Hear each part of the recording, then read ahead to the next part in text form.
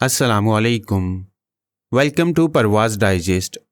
पेशे खिदमत है खौफनाक कहानी काली परछाइयाँ बाय रिजवान अली सोमरो। एपिसोड 2। दूसरी सुबह जब वो झोंपड़ी में दाखिल हुई तो उसके हाथ में मेरे लिए नाश्ता था। इस बार उसको देखकर मेरे हवास भी काबू में ना रहे। ऐसा लग रहा था कि शोला बदन कपड़ों की कैद से बाहर आने के लिए मचल रहा है। झोंपड़ी में दाखिल होते ही निहायत ही कातिल निगाहों से मेरी तरफ देखा। उसकी निगाहों में मेरे लिए दावत थी, जैसे कह रही हो हुस्न के बहते दरिया में डुबकी लगा लो। नाश्ते में शहद, सेब और दूसरे जंगली फल थे। चूंकि मैं उठने के काबिल ना था, इसलिए नाश्ता उसने मुझे अपने हाथों से करवाया। नाश्ता करवाते वक्त वो निहायत अजीब नज़रों से मुझे देख रही थी, जैसे कि कोई भूखी शेरनी अपने शिकार को देखती है। नाश्ता कराने के बाद वो उठ खड़ी हुई। मैंने देखा कि उसकी आंखें सुर्ख और चेहरा लाल था। जाते जाते उसने मुझे मोहब्बत पाश नज़रों से देखा और मुस्कुरा कर बोली, मेरे भोले बादशाह, तुम बहुत सुंदर हो। मैं उसकी बात सुनकर हैरत से उसे तकने लगा। फिर ना जाने मेरे मन में क्या आया, तुम भी तो कुछ कम नहीं हो, मैंने मुस्कुराकर जवाब दिया। मेरी बात सुनकर उसका चेहरा जैसे गुलनार हो गया। फिर वो झोंपड़ी से बाहर निकल गई। सुबह से शाम तक वो मेरी खूब खिदमत करती और रात में ना जाने कहाँ चली जाती। मेरे जिस्म पर चढ़ा हुआ लेप चूंकि पत्थर की तरह सख्त हो चुका था, इसलिए मैं हिलने जुलने से कासिर था। एक बात निहायत हैरत अंगेज थी, ये अजीबोगरीब किस्म का लेप जब तक मेरे जिस्म से लगा रहा था, हवाईजे ज़रूरिया की हाजत पेश न आई। लेप के साथ मुझे 2 रोज़ हो चुके थे। एक रोज़ सुबह के वक्त वो नाश्ते के साथ मिट्टी का प्याला भी लाई, जिसमें सब्ज रंग का कोई स्याल था। उसने वो सारा स्याल मेरे जिस्म पर उंडेल दिया। स्याल के जिस्म पर गिरते ही वो लेप ऐसे झड़ने लगा जैसे खजां के मौसम में दरख्तों से पत्ते झड़ते हैं। चंद ही मिनटों में मेरा सारा जिस्म उस लेप से साफ हो गया। लेप साफ होते ही मैंने देखा कि मेरा ऊपरी धड़ बरहना है, जबकि निचले हिस्से पर सिर्फ एक जांघिया मौजूद था। मेरे जिस्म को देखते ही उसकी गजाली आंखों में खुमार सा छा गया। सुरख सुरख से डोरे उसकी आंखों में तैरने लगे। वो निहायत भूखी नज़रों से मुझे घूरने लगी। अचानक उसने एक अजीब सी हरकत की, जिससे मेरे पूरे जिस्म में मौजूद खून जैसे पेट्रोल बन गया हो। बिन चिंगारी दिखाने की देर थी कि उसमें आग का भड़क जाना लाजमी था। उसने अपने खूबसूरत मरमरी हाथ मेरे जिस्म पर फेरना शुरू कर दिए। मेरे अंदर खुमार आलूद कैफियत तारी हो गई। मैंने फ़ौरन ही तड़प कर उसका हाथ पकड़ लिया। मेरा हाथ पकड़ना ही था कि उसने तड़प कर किसी चिकनी मछली की तरह अपने हाथ को मुझसे छुड़ा लिया। नहीं, यह ठीक नहीं, मेरी पूजा भंग हो जाएगी। इतना कहकर वो होंठ चबाते हुए तेज तेज कदमों से झोंपड़ी से बाहर निकल गई। कांता का रवैया मेरी समझ से बाहर था। मैं पूरा दिन झोंपड़ी में पड़ा रहता। कांता इस बीच में 2-4 दफ़ा आती, नाश्ता देकर ना जाने कहाँ चली जाती। ये चीज़ मेरी समझ से बाहर थी कि रहती कहाँ है, करती क्या है, इस जंगल में क्यों है, मुझे क्यों झोंपड़ी से बाहर निकलने नहीं देती। इन सवालात के जवाबात तृष्णा थे। काफ़ी दिन झोंपड़ी में पड़े गुजर चुके थे। जब भी मैं बाहर निकलने की कोशिश करता वो मुझे मना कर देती। मैं इस झोंपड़ी से बाहर निकलना चाहता था। फिर एक रोज़ मैंने हिम्मत करके झोंपड़ी से बाहर निकलने का फैसला कर लिया। उस रात करीब 7 या 8 का वक्त होगा। कांता के आने में थोड़ी ही देर बाकी थी। झोंपड़ी से बाहर निकलने के बाद पहले तो मुझे कुछ नज़र ना आया। कुछ फासला तय करने के बाद रात की तारीकी में जंगल ने अपने खदोखाल नुमाया करने शुरू कर दिए। दरख्त, झाड़ियाँ, केलों के खाके धुंधले और सुरमई नजर आ रहे थे। मैं आहिस्ता आहिस्ता चल रहा था ताकि मेरे कदमों की आहट कांता तक ना पहुंच जाए। एक जगह रुककर जायजा लेने लगा। जायजा क्या लेना था, दरख्त इतने घने थे कि तारीकी में और ज्यादा घने महसूस हो रहे थे। मैं चाहता था कि किसी तरह जंगल से निकलकर किसी करीबी बस्ती या शहर जा पहुंचूं, ताकि नए सिरे से अपनी जिंदगी शुरू करूं, इंतकाम लूं। मुझे इस जंगल में 1 माह से ज्यादा गुजर चुका था। मुझ पर वो पुरस्कार कैफियत दोबारा तारी न हुई थी, जिसके जेर असर मैंने एक बेबस और मजबूर बूढ़े का खून और नौजवान लड़की की मासूमियत का कत्ल किया था। शायद उस शैतानी कुव्वत ने मेरा पीछा छोड़ दिया था। ये मेरी खाम ख्याली थी, मेरा वहम था। मैं उस पुरस्कार ताकत के नए हरबे का शिकार होने जा रहा था, जिसका मुझे इल्म ना था और ना अंदाज़ा था। इंतकाम के जुनून ने, लालच और हिरस ने मुझे कहाँ लाकर खड़ा कर दिया। जिस कुव्वत को मैं तस्खीर करना चाहता था, आज वही कुव्वत मुझे तस्खीर कर चुकी थी। अपने भाई से बदले के हसूल ने आज मेरी यह दुर्गत बना दी थी। रात की तारीकी में काफ़ी देर तक चलने के बाद मुझे ऐसा लगा कि मैं रास्ता खो बैठा हूँ। मेरे जैसा बेवकूफ़ आदमी शायद इस दुनिया में कोई होगा। मैं निकल तो आया टॉर्च के बगैर, अब मुझे रास्ता दिखाई देना बंद हो चुका था। आगे जाना खतरे से खाली ना था। वापसी का रास्ता मैं भूल चुका था। अगर मैं यूं अंधों की तरह आगे बढ़ता तो मुमकिन था कि मेरी मुलाकात मौत से होती। इंतकाम लिए बगैर अगर मैं मर जाता तो मेरी रूह हर वक्त बेसुकून रहती, और जब तक मैं बानों को हासिल नहीं कर लेता उस वक्त तक मैं चैन से नहीं बैठूंगा।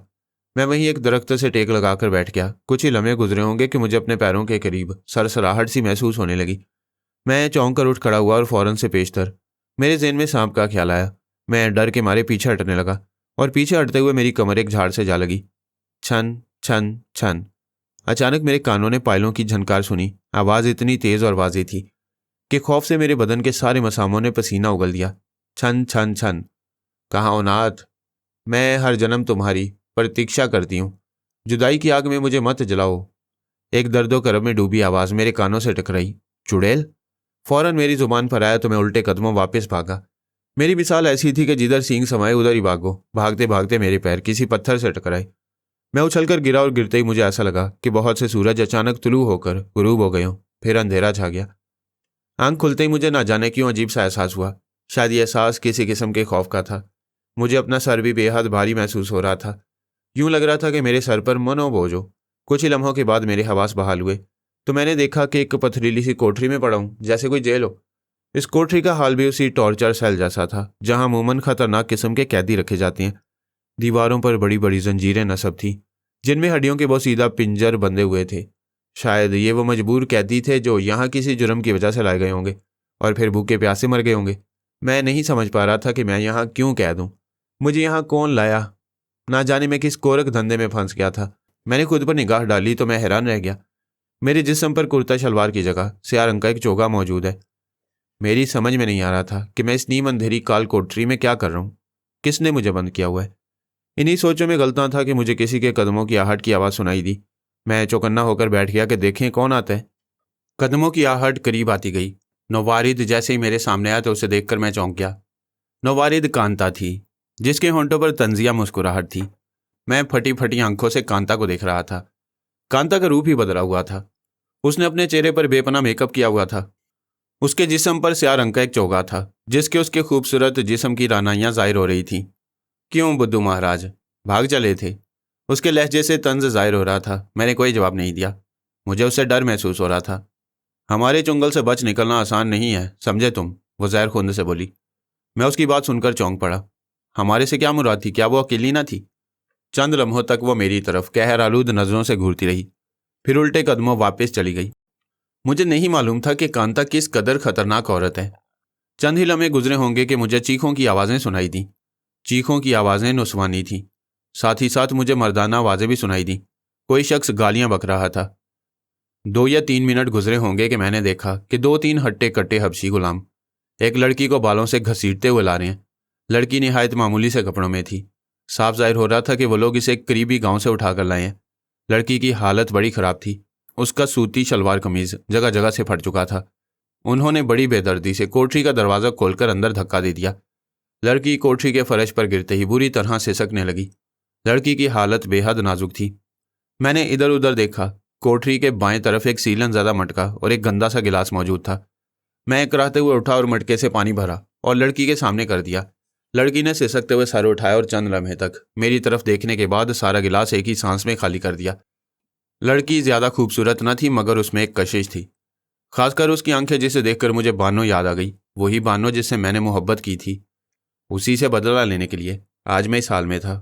कौन हो तुम? ये सब क्या है? मैंने उसे नरम लहजे में पूछा। मैं नहीं जानती। मैं सिर्फ इतना जानती हूँ कि ये वो गिरोह है जो मुकम्मल चांद रात में एक लड़का और एक लड़की की कुर्बानी देता है। चांद की वो मखसूस रात हर 3 माह बाद आती है।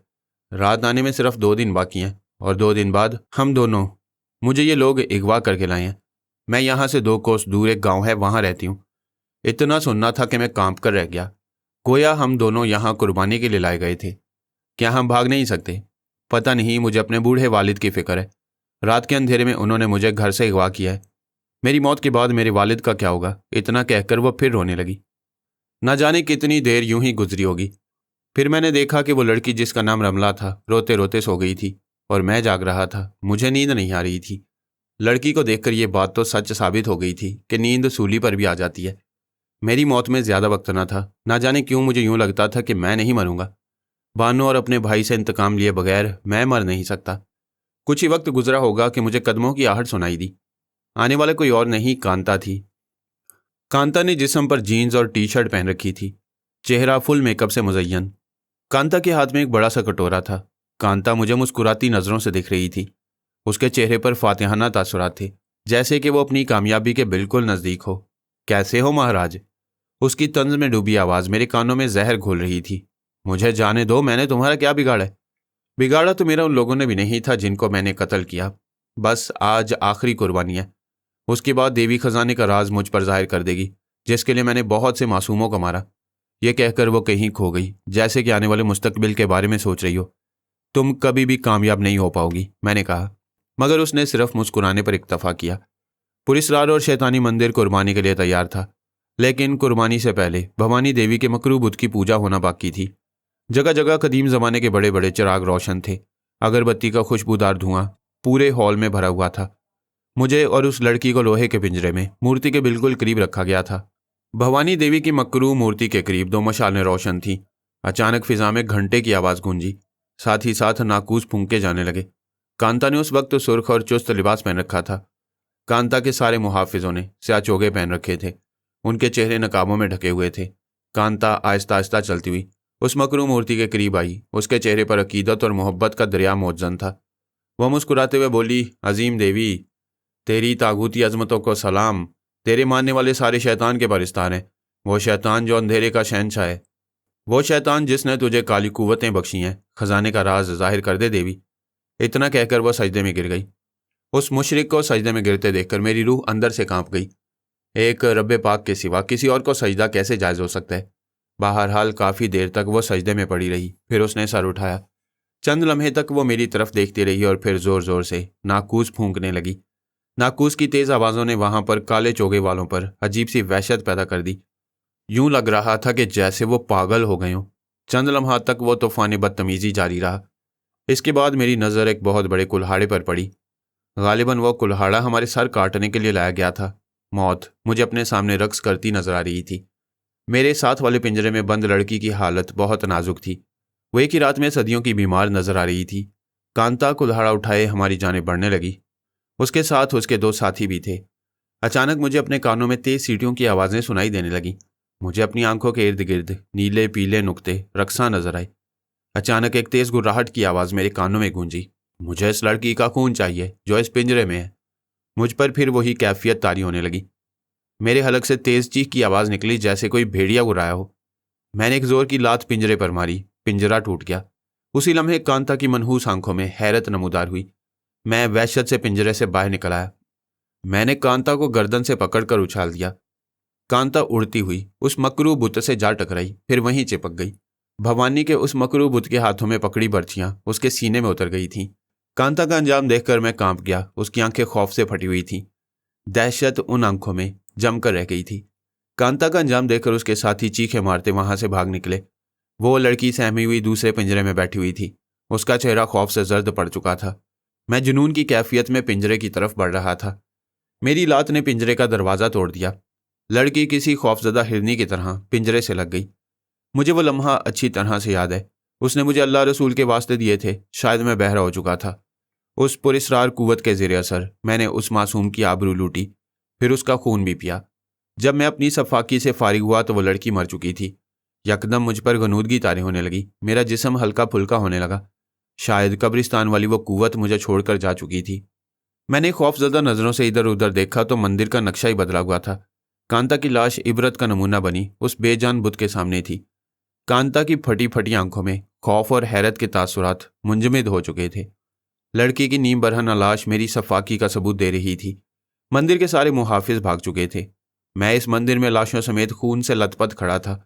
मेरे कपड़े उस मासूम लड़की के खून से तर हो चुके थे। खौफ से मेरा बुरा हाल था। मैं दिल ही दिल में उस वक्त को बुरा भला कह रहा था जब मेरा सामना जॉन फ्रैंक से हुआ था, जो मुझे बेचकर ना जाने कहाँ मज़े कर रहा होगा। अचानक मुझे अपने उस मरदूद भाई और उस बानों पर गुस्सा आने लगा, जो कि मेरी खुशियों के कातिल थे, जिनकी वजह से आज ये सब हो रहा था। मेरी आंखों के सामने उस लड़की और कांता की लाश इबरत का सबब बनी पड़ी थी। मैंने सोचा कि अगर इस जगह रहूंगा तो हो सकता है कि कोई दूसरी मुसीबत मुझ पर नाजिल हो। चुनाचे मैं इस मंदिर से बाहर निकल आया। मेरे सामने दिन की रोशनी में घना जंगल मौजूद था। मेरा लिबास बहुत ज़्यादा मैला और कुचैला हो चुका था। मैं आहिस्ता आहिस्ता चलता हुआ आगे बढ़ रहा था। 2 मासूम और बेगुनाह लोग मेरे हाथों मारे जा चुके थे, जिसका मुझे अफसोस था, लेकिन मैं भी क्या कर सकता था। अचानक मेरे जहन में एक ख्याल आया कि किसी बुजुर्ग या दरवेश से मिलकर अपने इस मसले का हल ढूंढना होगा, वरना मैं इसी तरह बहुत से बेगुनाहों को मारता ही जाऊंगा। और अचानक मुझे पानी की आवाज़ सुनाई दी। पानी की आवाज़ के पीछे चल पड़ा। थोड़ी ही दूर चलने के बाद मुझे एक दरिया नजर आया। आवाज़ दरिया के पानी की ही थी। दरिया देखकर एक फरहत बख्श एहसास मेरे अंदर दौड़ गया। मैंने फ़ौरन ही कपड़े उतारे और पानी में कूद गया। काफ़ी देर तक नहाने के बाद काफ़ी पुरसुकून महसूस करने लगा। भूख का एहसास भी सताने लगा था। दरिया से निकलकर थोड़ी ही दूर जाने के बाद मुझे एक रेलवे ट्रैक दिखाई दिया। रेलवे ट्रैक से थोड़े फासले पर कच्चे में कार खड़ी थी। पटरी पर दो लोग एक आदमी को रेल की पटरी से बांध रहे थे। अचानक एक आदमी के लब हिले और वो बोला, देखो प्रोफेसर, हम तुमको मारना नहीं चाहते, बस वो नक्शा हमको दे दो। नक्शा? कैसा नक्शा? एक आवाज़ मेरे कानों से टकराई। इतनी मार खाने के बाद भी तुम बाज नहीं आए। तुम किस मिट्टी के बने हो? मैं किसी नक्शे के मुतल्लिक नहीं जानता। प्रोफेसर की आवाज़ मेरे कानों से टकराई। अच्छा, नक्शा तो हम ढूंढ ही लेंगे, लेकिन अब दुनिया को तुम्हारी ज़रूरत नहीं प्रोफेसर। पहला आदमी फिर बोला। उस इंसान की जान खतरे में थी जिसको ये प्रोफेसर कहकर मुखातिब कर रहे थे। मैंने इधर उधर देखा तो मेरी नज़र एक बड़े पत्थर पर पड़ी जो ट्रैक पर पड़ा था। मैंने आगे बढ़कर इस पत्थर को उठाया, निशाना लगाकर उस आदमी की जानिब उछाल दिया जो प्रोफेसर को जान से मारने की धमकियां दे रहा था। पत्थर का वार कारी साबित हुआ। वो आदमी एक वार में ज़मीन बोस हो गया था। दूसरा परेशान कुन निगाहों से इधर उधर देखने लगा कि ये क्या हो गया। अचानक उसकी नज़र मुझ पर पड़ी। मुझे देखते उसने मेरी जानिब दौड़ लगा दी। मैंने पीछे हटना शुरू कर दिया। जैसे ही मैं पीछे हटा मेरा पैर स्लिप हुआ और मैं ट्रैक पर गिर पड़ा। दूसरा आदमी मेरी तरफ बढ़ा। जैसे ही वो मेरे नज़दीक आया तो मैंने एक भरपूर किस्म की लात उसके पेट पर रसीद कर दी, जिससे वह बिलबिला कर गिर पड़ा। मैं फ़ौरन ही उठा और दूसरी लात उसके पेट पर मार दी। चंद ही मिनटों में वह मुझसे मार खाकर अपने साथी की तरह बेहोश हो गया। मैंने फ़ौरन उस बंधे हुए आदमी को खोला तो ये देखकर हैरान रह गया कि एक 65 साल का मुनहनी सा बूढ़ा था। शुक्रिया नौजवान, तुमने मेरी जान बचाई, बूढ़ा बोला। ये लोग कौन थे? आपको जान से क्यों मारना चाह रहे थे? मैंने पूछा। कुछ नहीं, मेरे दुश्मन थे बस, बूढ़ा लापरवाही से बोला। ये किस किस्म के नक्शे का जिक्र था? एक मेहरबानी और करो नौजवान, इन दोनों बेहोश लोगों को इस कार में डालने में मेरी मदद करो। बूढ़े ने मेरी बात को नज़रअंदाज करते हुए कहा। अच्छा। बूढ़े की मदद से मैंने उन दोनों बेहोश आदमियों को कार में मुंतकिल कर दिया। कार में मुंतकिल करने के बाद उस बूढ़े ने एक आदमी की जेब से पिस्तौल निकाल लिया। मैंने देखा कि बूढ़े ने कार की पेट्रोल की टंकी का ढक्कन खोल दिया। मुझे अंदाजा न था कि बूढ़ा क्या करने जा रहा है। दूसरे ही पल मेरी आंखें हैरत से फैल गईं। उसने निहायत सफाकी से बहते हुए पेट्रोल पर 2 गोलियां चला दी और मेरा हाथ पकड़कर बड़ी ही तेजी से वहां से दौड़ लगा दी। गोली के लगते ही पेट्रोल ने आग पकड़ ली। एक जोरदार धमाके की आवाज़ से मेरे कान फट गए और वह दोनों आदमी जिंदा जल गए। तुमने ये क्या किया? मैंने लरजती हुई आवाज़ में कहा। प्रोफेसर इस्फहानी अपने दुश्मनों को जिंदा नहीं छोड़ता, प्रोफेसर ने सफाकी से कहा। लेकिन प्रोफेसर एहसान फरामोश भी नहीं, तुमने मेरी जान बचाई है, तुम्हारी मदद मेरा फ़र्ज़ है, प्रोफेसर मुस्कुरा कर बोला। प्रोफेसर की बातों से मुझे डर लगने लगा। यहाँ से थोड़ी दूर एक गांव है, वहाँ पर रेल रुकती है, हम वहाँ से रेल में बैठेंगे। उससे पहले तुम्हारे ये बदबूदार कपड़े बदली करा दूंगा गाँव में, प्रोफेसर मुस्कुरा कर बोला। थोड़ी दूर पैदल चलने के बाद हम लोग गाँव पहुँच गए। गांव पहुंचने के बाद प्रोफेसर ने वादे के मुताबिक मुझे खाना खिलाया, कपड़े बदलवाए और फिर मगरिब के बाद हम शहर जाने वाली ट्रेन में सवार हो गए। ट्रेन में मैंने प्रोफेसर का पहली बार जायजा लिया। ये एक दुबला पतला सा कमज़ोर सा बूढ़ा था। इसके जिस्म पर जीन्स और टी शर्ट मौजूद थी, जबकि चेहरे पर मूंछों और दाढ़ी का वजूद ना था, इसलिए उम्र के हिसाब से झुर्रियाँ साफ महसूस हो रही थीं। यह बूढ़ा 70 साल के लगभग था, लेकिन उसकी आंखों में जो चमक थी वह बूढ़े को अंदरूनी तौर पर फुर्तीला और ताकतवर साबित कर रही थी। उनमें मुझे बेहद सफाकी और बर्बरियत भी नजर आई थी। न जाने क्यों मुझे वह बूढ़ा मुस्तरिब मालूम हुआ था। बूढ़े ने मुझ पर उचटती सी नज़र डाली और फिर मुस्कुरा कर बोला, हाँ तो मियाँ, ये बताओ कि तुम कौन हो और तुम्हारे कपड़े इस कदर खून आलूद और बदबूदार क्यों हो रहे थे? क्या किसी का खून कर आए हो? नहीं प्रोफेसर, मैं एक बदनसीब इंसान हूँ, मुझ पर आसेब का साया है। आसेब के नाम पर मैंने बूढ़े को चौंकते हुए देखा था। दूसरे पल प्रोफेसर के चेहरे पर खुशी के तासुरात नमूदार हुए, जैसे कि यह खबर उसके लिए बाइस मुसर्रत हो। इसके बाद मैंने अपनी दास्तान मुख्तसरन सुनाना शुरू कर दी। दरमियान में बूढ़ा एक दफ़ा भी नहीं बोला, लेकिन उसके चेहरे के तासुरात इस बात की गमाजी कर रहे थे कि बूढ़ा मेरी दास्तान में दिलचस्पी ले रहा है। जब मैं खामोश हुआ तो बूढ़ा एक तवील सांस लेकर बोला, तुम्हारी दास्तान तो काफ़ी दिलचस्प है और किसी तरह से अलिफ लैला की कहानियों से कम नहीं।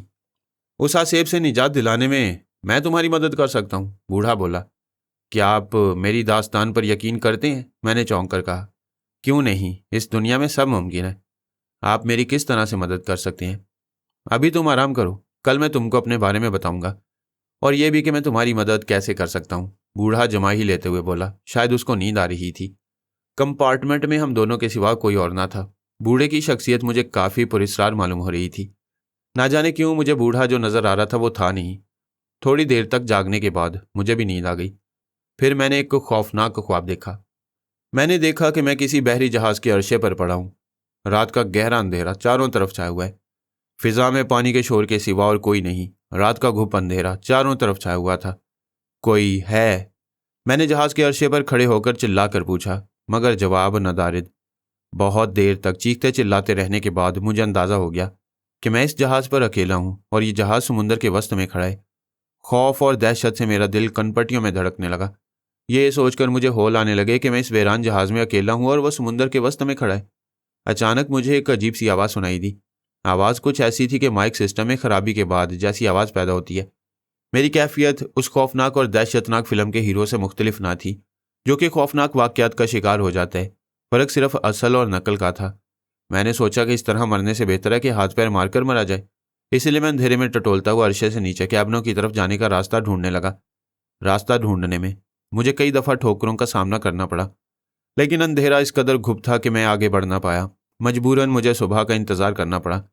भूख प्यास की शिद्दत बहुत बढ़ चुकी थी। आखिरकार मुझे नींद आ गई। मैं ना जाने कब तक सोता रहा। किसी किस्म की आवाज़ से मेरी आंख खुल गई। वो आवाज़ ना जाने कैसी थी कि डर और खौफ से मेरे जिस्म में लर्जा तारी हो गया। मैंने इधर उधर देखा तो सुबह का उजाला चारों तरफ फैल चुका था। मैंने बेचैन निगाहों से चारों तरफ का जायजा लिया तो अर्शे पर हर तरफ स्या रंग नजर आया। जहाज का एक एक हिस्सा स्या रंग का नजर आ रहा था। हैरत अंगेज बात यह थी कि फिजा में हर तरफ नहूसत सी महसूस हो रही थी। अर्शे के जिस सिरे पर मैं मौजूद था वहां से एक जीना नीचे की तरफ जा रहा था। शायद वो रास्ता कैद खाने का था। जैसे ही मैं सीढ़ियों से उतर कर नीचे जाने लगा मुझे ऐसा लगा कि जैसे किसी ने सरगोशी की हो, वहां मत जाओ। लेकिन मैं जंग आलूद सीढ़ियां अबूर करता नीचे उतर गया। उससे छोटे से तह खाने में अजीब सी सीलन ज़दा बदबू फैली हुई थी। तह खाने में नीम अंधेरा था। सामने एक चबूतरे पर एक ताबूत मौजूद था जिसका रंग भी स्याह था। अचानक मुझे ऐसा लगा कि जैसे कोई ताकत मुझे कह रही हो कि ताबूत का ढक्कन उठा दूं। मैं आहिस्ता आहिस्ता ताबूत की जानिब बढ़ने लगा। भूख प्यास का हर एहसास मफकूद हो चुका था। जैसे ही मैंने ताबूत का ढक्कन उठाया, एक तेज चीख की आवाज़ मेरे कानों से टकराई। चीख की आवाज़ दर्द और करब से भरी थी और फिर दहशत की एक लहर मेरे जिस्म में दौड़ गई। ताबूत के खुलते ही गोल दर गोल चमगादड़ों का हजूम चीखता हुआ बाहर निकल गया। चंद लम्हों में पूरे का पूरा तह खाना चमगादड़ों से भर गया। चमगादड़ों के चीखने की आवाज़ें अजीब सा माहौल पैदा कर रही थीं। हैरत की बात यह है कि चमगादड़ें मुझ पर हमला करने के बजाय छत से उल्टा लटक गई थीं। फिर कुछ ही लम्हे गुजरे होंगे कि मेरी आंखें दहशत और खौफ से फैल गईं। ताबूत से मैंने इंसानी पंजा बाहर आते देखा, जो कि बिल्कुल इस्तख्वानी था। मैंने बुरी तरह से चीखना शुरू कर दिया, या अल्लाह, मैं किस शैतानी चक्कर में फंस गया हूं। पंजा ताबूत से बाहर आता गया। यूं लग रहा था कि जैसे कोई रस्सी बल खाती आगे बढ़ रही थी। पंजे का साइज बड़ा होता ही जा रहा था। मैंने पीछे हटना शुरू कर दिया। एक लम्हा एक वक्त ऐसा भी आया कि मेरे लिए पीछे हटने के लिए जगह ना थी। बस वह पंजा पूरे तय खाने के अंदर घूम रहा था। पंजा किसका था वो ताबूत से बाहर ही नहीं आया। मैं दीवार से लगा खौफ और दहशत से आने वाली आफत का मुंतजिर था। अचानक मेरे हलक से तेज चीख निकली और मैं झटके से मुंह के बल गिर गया, क्योंकि अब उस पंजे की गिरफ्त मेरी पिंडली पर बेहद मजबूत हो चुकी थी। इस पंजे ने मुझे ताबूत की जानिब खींचना शुरू कर दिया। वो लम्हात मेरे लिए क़यामत खेज थे। अचानक मैंने वहां प्रोफेसर को देखा, जो कि स्या रंग के चोगे में मलबूस था। उसके हाथ में एक बड़ी सी मोमबत्ती थी।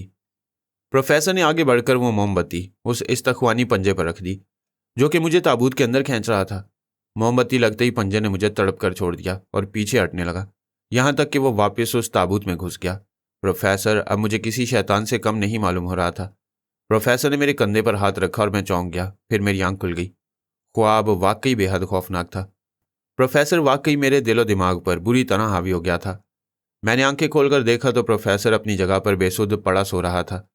कंपार्टमेंट में हम दोनों के सिवा और कोई ना था। तो गोया जो मैंने देखा वो सिर्फ एक ख्वाब था, खौफनाक और डरावना। जिंदगी में इस कदर डरावना और दहशतनाक ख्वाब कभी नहीं देखा था। प्रोफेसर जो कोई भी था बहुत ही पुरस्कार शख्सियत का मालिक था और बहुत ही खतरनाक भी। बाकी रात तो सुकून से ही गुजर गई। दूसरी सुबह मैंने प्रोफेसर के चेहरे पर काफ़ी बशाशत पाई। अब वो बेतकल्लुफ़ भी नजर आने लगा था। शायद रात वाला वाक़या उसके दिमाग से निकल गया था। भाई, क्या नाम है तुम्हारा? बूढ़े ने मेरी तरफ देखकर बेतकल्लुफ़ी से कहा। जी, ज़ुबैर। नाश्ता मंगवा लिया है तुम्हारे लिए भी? प्रोफेसर ने मुस्कुराकर कहा। मैंने कोई जवाब नहीं दिया। बूढ़ा मुंह हाथ धोने चला गया। उसके जाने के बाद मैं भी उठ गया। जिस दौर का मैं जिक्र कर रहा हूँ, उस दौर में वतन अजीज़ का रेलवे का निज़ाम बहुत अच्छा था। इतनी सहूलतें ना होने के बावजूद भी आवाम ज़्यादा परेशान नहीं होती थी। आजकल तो रेलवे का निज़ाम कैसा है वही लोग बखूबी जानते होंगे, जो कि बजरिया ट्रेन सफ़र करते रहते हैं।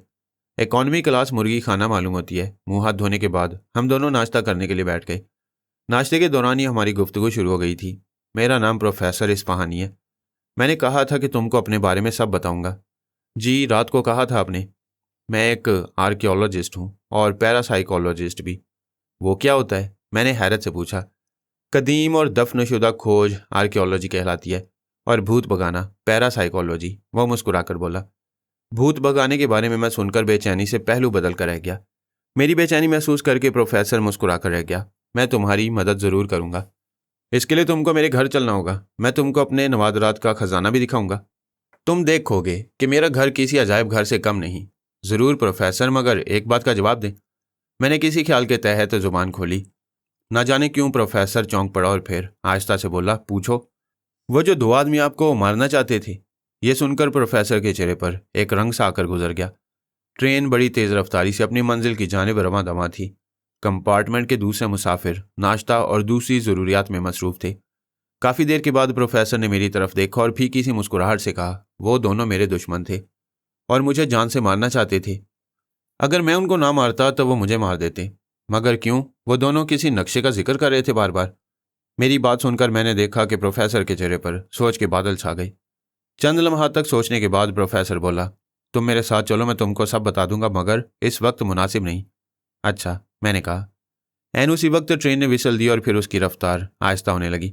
गालिबन कोई स्टेशन करीब आ रहा था। प्रोफेसर ने घड़ी में वक्त देखा तो दिन के 11 बज रहे थे। अचानक मैंने प्रोफेसर को चौंकते हुए देखा। उसके चेहरे के तासुरात यकदम ही बदले थे। ट्रेन अब स्टेशन पर रुक चुकी थी। बहुत से मुसाफिर अपनी अपनी मंजिलों पर उतर चुके थे। प्लेटफॉर्म पर बेहद हजूम था। लोग आ जा रहे थे। कोई अपने प्यारों को लेने आया हुआ था और कोई उनको छोड़ने। प्रोफेसर की निगाहें उसी हजूम पर गड़ी थीं। फिर वो फौरन ही सिरक कर पीछे हट गया। उसके चेहरे पर परेशानी के तासुरात उभर आए। ना जाने किस बात का खौफ था प्रोफेसर की आंखों में। ओह, तो ये यहां तक भी आ गया। प्रोफेसर जेरे लब बुड़बड़ाया। कौन प्रोफेसर? मैंने पूछा। मेरी बात सुनकर प्रोफेसर यूं उछला जैसे कि मेरी मौजूदगी से बेखबर रहा हो। काश मैं जानता होता, लेकिन इतना मैं जानता हूं, वो आदमी उसी के थे जिनको मैंने ठिकाने लगाया था। आप उसे पहचानते हैं और जानते नहीं? हैरत है। मैंने हैरत से पूछा।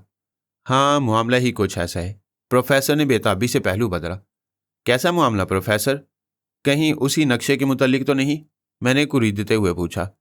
ये बातें तफसील तलब हैं। फिलहाल इतना जान लो, सामने वाले पोल के करीब एक काला सा लंबा आदमी खड़ा है।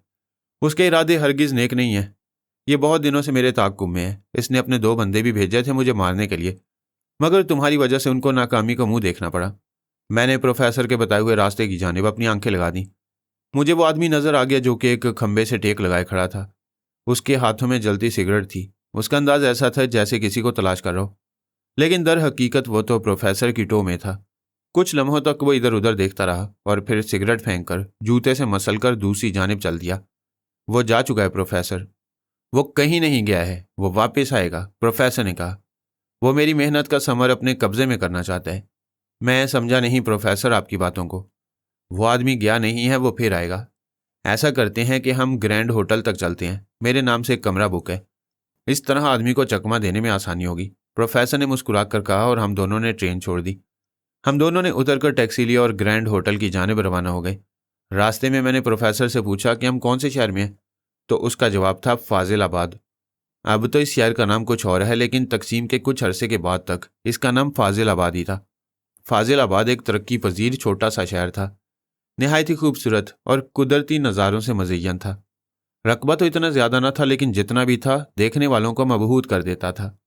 होटल तक पहुंचने में हम दोनों को किसी तरह की भी दुश्वारी का सामना नहीं करना पड़ा। ग्रैंड होटल 5 मंजिला एक खूबसूरत इमारत थी, जो कि अंग्रेजी तर्ज तामीर का शाहकार थी। प्रोफेसर का ताकुब करने वाला आदमी ना जाने कहाँ गायब हो चुका था। ये बात खुद प्रोफेसर के लिए काफ़ी इत्मीनान बख्श थी। होटल का काउंटर क्लर्क प्रोफेसर से वाकिफ था। प्रोफेसर अक्सर आता ही रहता था। हुक्म सर, बहुत दिन बाद। काउंटर क्लर्क पेशा वराना मुस्कुराहट से बोला। मेरा कमरा बुक है ना? प्रोफेसर ने मुस्कुराकर कहा। यह भी कोई कहने की बात है। काउंटर क्लर्क ने चाबी निकालकर प्रोफेसर के हाथ में थमाते हुए जवाब दिया, दोस्त, आज डबल बेड की ज़रूरत है। उसने मेरी जानिब इशारा करके कहा। कोई मसला नहीं सर, काउंटर क्लर्क मखसूस मुस्कुराहट से बोला। कमरा नंबर 110 वाकई हवादार कमरा साबित हुआ था। काउंटर क्लर्क ने एक वेटर साथ कर देने की पेशकश की थी, लेकिन प्रोफेसर ने मना कर दिया। कमरे में ज़रूरियात ज़िंदगी के तमाम लवाजमात मौजूद थे। प्रोफेसर ने अपना बैग बेड पर पटका और मुझसे मुखातिब होकर बोला, ओफ, ये सफ़र किस कदर थका देती हैं। प्रोफेसर ने बेड पर गिरते हुए कहा, ये तो है प्रोफेसर, सफ़र वाकई थकान से भरपूर होते हैं। जाओ तुम नहा धोकर फ्रेश हो जाओ, जब तक कॉफ़ी आ जाएगी।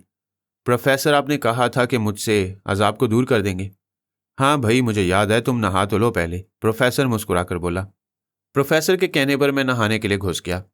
नहा धोकर बाहर निकला तो कॉफ़ी मेरे सामने मौजूद थी। आप नहीं नहा रहे प्रोफेसर? नहीं यार, बस मुंह हाथ धो लूँगा। कॉफ़ी के बाद मैं फिर प्रोफेसर के सामने अपना मसला छेड़कर बैठ गया। ज़रूर, अपना दायां हाथ दिखाओ। मैंने अपना सीधा हाथ प्रोफेसर के सामने कर दिया। प्रोफेसर चंद लम्हा तक हाथ देखते रहने के बाद मेरे बाएं हाथ को देखना शुरू हो गए। जब हाथ देख चुका तो बोला, जो भी चीज़ सवार है खतरनाक तो है, लेकिन काबू आ जाएगी। लेकिन इसके लिए थोड़ा इंतज़ार करना होगा। जब 14वीं का चांद आसमान पर चमकेगा उसी वक्त ही कुछ हो सकता है। मतलब ये कि ये कैफियत तुम पर चांद की 14 तारीख को ही सवार होती है, और 14 गुजर चुकी है। अब पूरा 1 महीना इंतज़ार करना पड़ेगा। आपको कैसे पता? इल्म की बुनियाद पर। तुम्हारे हाथों से अजीब सी बू आती हुई महसूस हुई है मुझे। बहरहाल देखते हैं, प्रोफेसर ने कहा। प्रोफेसर की बात मेरी समझ में तो नहीं आई, लेकिन ठीक थी। प्रोफेसर की बात सुनकर मुझे सुकून हो गया कि 1 माह के अंदर ही प्रोफेसर कुछ ना कुछ कर देंगे। अच्छा प्रोफेसर, ये सब क्या है? वो आदमी कौन था? प्रोफेसर ने ठंडी सांस ली और मुस्कुरा कर बोला, मुझे सहराओं में घूमने का बहुत शौक है। मैं दुनिया का कोना कोना छान मारना चाहता था। इसी शौक के पेश नज़र मैंने शादी नहीं की। नवादरात ढूंढना, उनको जमा करना मेरी हॉबी थी। एक रोज़ मेरे हाथ एक नादिर चीज़ लग गई और वो उसको हासिल करने के चक्कर में लग गई। क्या है वो चीज़? वो एक ऐसी नादिर चीज़ है जिसका वजूद दुनिया में होने के बावजूद कोई उस चीज़ को मानता नहीं है। वहाँ कुव्वतों के ख़जाने भी मौजूद हैं। जो इंसान उस नादिर चीज़ तक पहुँच गया वो उन कुव्वतों के ख़जानों तक भी पहुँच जाएगा। फिर इंसान जो चाहेगा वो होगा। प्रोफेसर ने ठंडी सांस लेकर जवाब दिया। प्रोफेसर की बात सुनकर मेरे दिल में ख्याल आया कि अगर वो कुव्वत मुझे हासिल हो जाए तो मैं अपना बदला भी ले सकूंगा। वो क्या चीज़ है प्रोफेसर? मैंने इश्तियाक भरे लहजे में पूछा। सब बता दूंगा, ज़रा सब्र, प्रोफेसर ने यकीन दहानी करवाते हुए जवाब दिया। प्रोफेसर की बात सुनकर मैं खामोश हो गया। प्रोफेसर ने बहुत से राज तिश्ना रखे हुए थे। वो कौन लोग थे जिनको प्रोफेसर ने गाड़ी में जिंदा जला दिया? और वो आदमी कौन था जिससे प्रोफेसर खौफजदा नजर आता था? प्रोफेसर की शख्सियत समझ से बालातर थी। कदरे तवक्कुफ के बाद प्रोफेसर ने कहा, खाना 4 बजे होटल के हॉल में तनावल करेंगे, इसलिए अब मैं थोड़ा सोना चाहता हूँ। इसके बाद प्रोफेसर सो गया। मैं भी दूसरे बेड पर लेट गया और फिर 4 बजे हम दोनों कमरे से बाहर निकल आए। सीढ़ियों से हॉल तक पहुँचने में 5 मिनट लगे थे। हॉल में काफ़ी मेज़ें आबाद थीं, जैसे गोया रौनक लगी हो।